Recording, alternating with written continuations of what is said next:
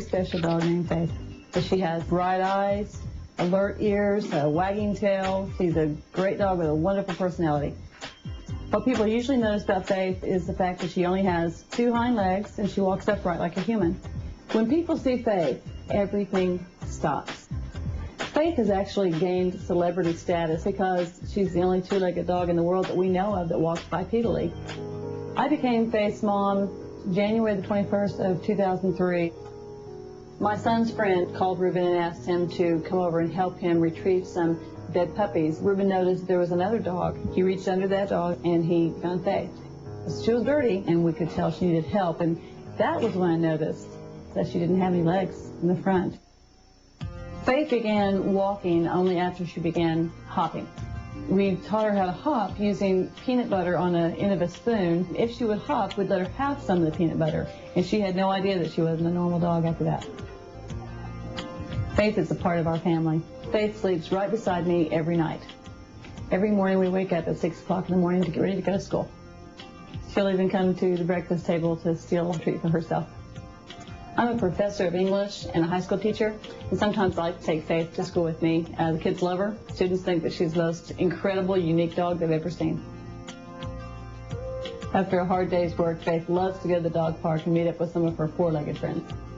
She always puts a smile on their face. When I take Faith for a walk, she walks right beside me.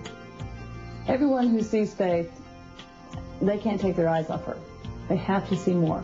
And she's got to come here. Faith, you're such a sweetheart. I love you. Faith is a very happy dog. Look at her face. Look at that tongue wagging. She loves us, and we love her, and she gives back more love, I think, than any other dog I've ever owned. Faith may only have 2 legs, but she has a big heart. Ladies and gentlemen, welcome Jude and Faith to the show.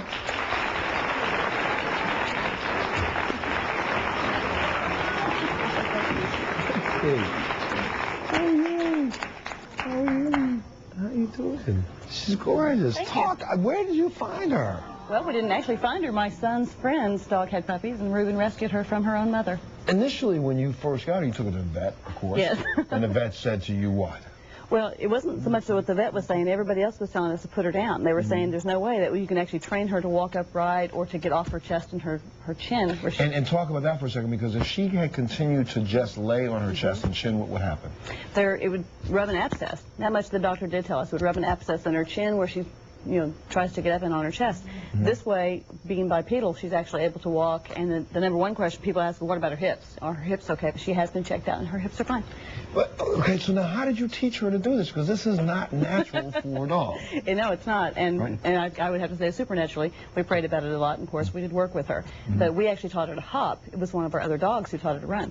Well, you talked about how you did this in the wintertime and in snow. Explain this for a second. It had snowed, and we knew that it was going to be cold. If we put the dog outside, she had a choice to make. She could freeze or she could hop.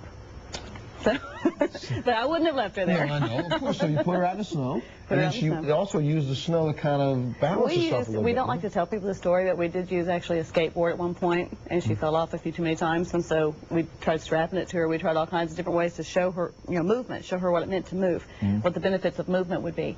So when we did put her out in the snow, and she did have to stand up like a rabbit, we were able to get her to hop 1 time and reward her, hop 2 times and reward her, and then she realized that, hey, if I hop, I'm going to get rewarded.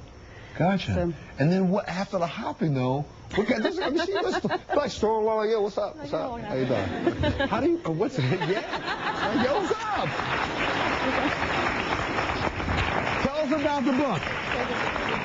Tell us about the book. I did have an opportunity to write a book because so many people wanted to hear her story. And I know that to tell a story, you have to tell the story before the story in order for it to be interesting. So she's going to check things out. Let's go. So the story itself is about our family, what we went through just prior to getting Faith in our lives. And it was tragic, and there was a divorce, and there was a kidnapping, and there was some torture involved. And so we had to get through that before we could actually train Faith to be a natural dog or a normal dog.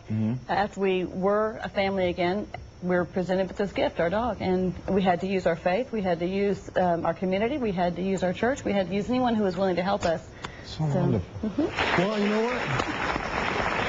The most unique dog I've ever seen. And so what's the name of the book so we make sure people go out to the bookstore? It's called With a Little Faith. With a Little Faith. It's in a bookstore near you right now. Get up on Amazon.com and get a copy of it. I appreciate that. Thank you so much. Thank you. We'll be back right after this.